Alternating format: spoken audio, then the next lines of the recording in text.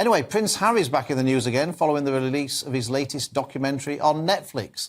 The Heart of Invictus delves competitors from the Invictus Games, which is held for wounded war veterans.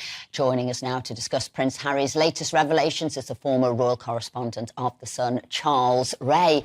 Hello, morning, Charles. Maybe before we get there, we were talking about Mohamed Al-Fayed passed away this morning, and it seems that he went to his death always believing that crash wasn't an accident, but actually something that maybe, I don't know, the secret forces or something are doing, the Secret Service was doing. Well, good morning, Esther and Philip. I mean, unfortunately for Mohamed, he went to his death continually believing that there was a conspiracy that killed the Princess of Wales, designed to kill her, and his son was collateral damage. And unfortunately, he kept on blaming members of the royal family, particularly Prince Philip, for being behind assassination attempts and so forth. And I think that when he continued to keep on referring to that, he lost an awful lot of public support. Look, anybody who loses, particularly a child, and even though it's a grown-up child, you know, deserves all the sympathy they can get. But I mean, Mohamed did get sympathy when his son died with Diana, but I think that sympathy went away with his continual attacks on the royal family. You know, Mohamed Al-Fayed is, you've had people on this morning. You've had Michael Cole on, who's supported him. You've had Ian Hamilton and David Miller this morning, who were on the other side. Mohamed Al-Fayed was a very Marmite character. You either liked him or you loathed him. It's that simple. And unfortunately, it's 94 and he's now passed away.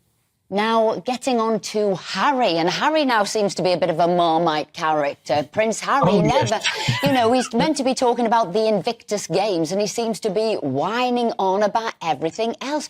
Does he need the money, Charles, or is he this so damaged, this is all he can talk about and vent spleen? Well, I think you've got a bit of both there. He does need the money, and this Invictus Games documentary, this Heart of Invictus, interestingly, it has not even reached the top 10, whereas the other one did.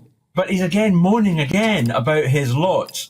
He's moaning again how needless to say, when he's having to go at the press. I don't care about him having to go at the press. He can do whatever he wants. But the press never supported soldiers, which is absolute rubbish. And he talks about how he didn't have a support network. Well, let me just tell you, Esther, he had a great support network. He was praising that support network in an interview he gave in 2017 to the Daily Telegraph, where he actually praised his brother for being there to help him. And he actually used the phrase, bless him. Now, this is the same brother who he talks and claims that was bullying him and was doing all sorts of things. He also had two excellent private secretaries, Jamie Lowther Pinkerton, an ex-SAS officer, and Ed Lane Fox. They were there. You know, if he had problems, he wasn't a child. He could go to wherever he wanted. You know, I feel sorry. I mean, I've got the greatest deal of respect for Harry, for his military service and what he was before his marriage. And I'm not trying to blame Meghan for it, but all the ills. I'm not saying that at all. But certainly something has changed, and he's turned into just a moaner. And I'm afraid we're all getting a bit fed up with him just continually moaning and moaning about his family. Charles, you couldn't be any straighter than that. Just very quickly about the story that Charles would have liked a daughter rather than another son, which was Harry. Do you think that's true or not?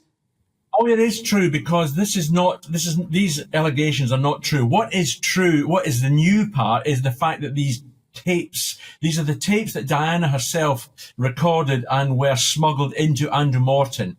And in these tapes, she says that, you know, Charles had said when Harry was born, oh, we both wanted a girl. Now, her mother, Frances Shankidd, snapped at him, so much so that they barely spoke after that. And Diana made the point that he rarely would do anything to anyone who stood up against him.